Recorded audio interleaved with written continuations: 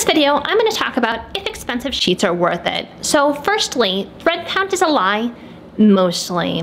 A lot of people think that thread count is the end-all and be-all of a good quality pair of sheets, and that's really not the case. And the reason for that is that a lot of time, less honest manufacturers will artificially inflate the thread count. So what will happen is that while they're manufacturing the threads to weave into the fabric, what they'll do is they'll take 3 strands called plies, and they will wrap that up into a single thread. And then what they'll do is they'll take that 3-ply thread and then weave that into the fabric. And what the manufacturer will do is they'll take the amount of threads per inch and then multiply that by 3 because of the 3 plies. So for example, they'll have a 400 thread count sheet, multiply that by 3 because of the 3 plies, and boom, all of a sudden you have a 1200 thread count sheet. Something that I'm not sure a lot of people know are that you can have a better quality sheet with a lower thread count. The reason for this is that when they're making the threads to weave into the sheet,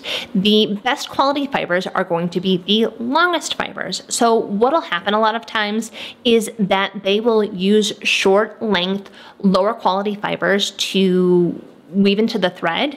And what will happen is as you use and wash this product, those short length fibers will start to poke out of the fabric.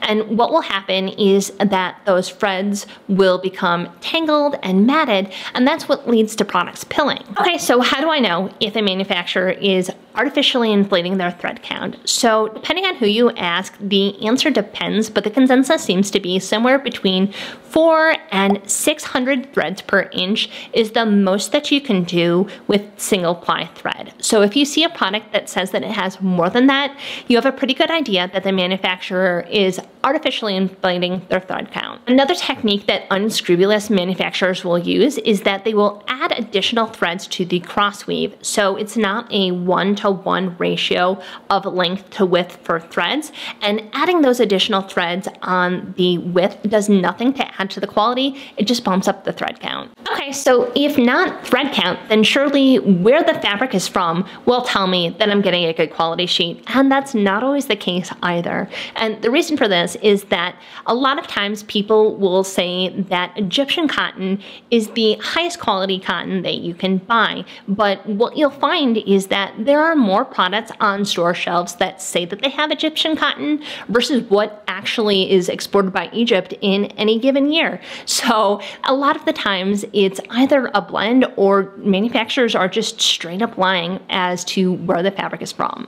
Okay, so if not thread count or where the fibers are from, surely I can just look at a sheet and know it's a good quality sheet, and that's not always the case either. And the reason for this is that manufacturers will use what's called finishing processes, so things that they do at the factory after the fabric is woven to make it look like it's higher quality fabric than it actually is. So to go back to earlier in the video when we were talking about those short quality fibers and them sticking out, a lot of times what they'll do is it's a process called singeing. So they burn off the extra halo of the fibers, making it look like it's higher quality than it actually is. There's another technique called mercurization, and what that means is that the fabric will be submerged in basically a vat of acidic chemicals, and that will soften the fibers, making it feel like it's higher quality fabric than it actually is. One thing that I do at the store that helps judging fabric quality, whether that be a sheet or if I buy something else of fabric like a shirt,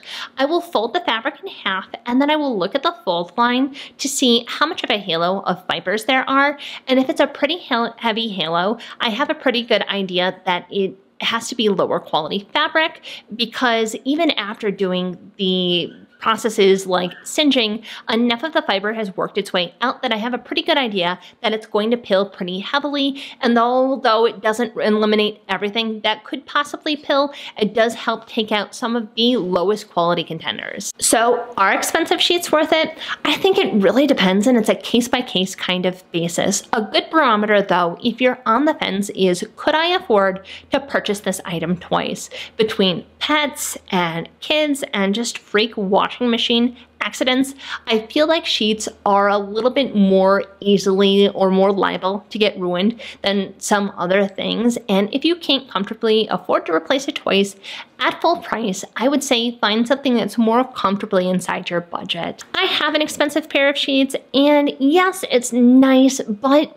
it's pretty easy to get an acceptable quality pair of sheets at an affordable price. And at least in my case, I think the concept of the hedonic treadmill really applies well to this situation, because when I first got my expensive sheets, they were so luxurious, they were so nice, but now that I've had them for a while, the quality is kind of normalized and it's just kind of If you're doing a bed from scratch and you're on a budget, I would say I would put more money into a good quality mattress versus into an expensive pair of sheets. The reason for this is that very rarely do you hear anybody say, oh, I couldn't sleep well because of my sheets, but all the time you hear people say, oh, I didn't sleep well because of my mattress. So I would put more money into a good quality mattress, and then you can always upgrade your sheets later. I'm not necessarily saying never buy expensive sheets, because again, it's a nice luxury to have, but the added work that you need to do to make sure that you're actually getting your money's worth and you're not getting ripped off is kind of a lot.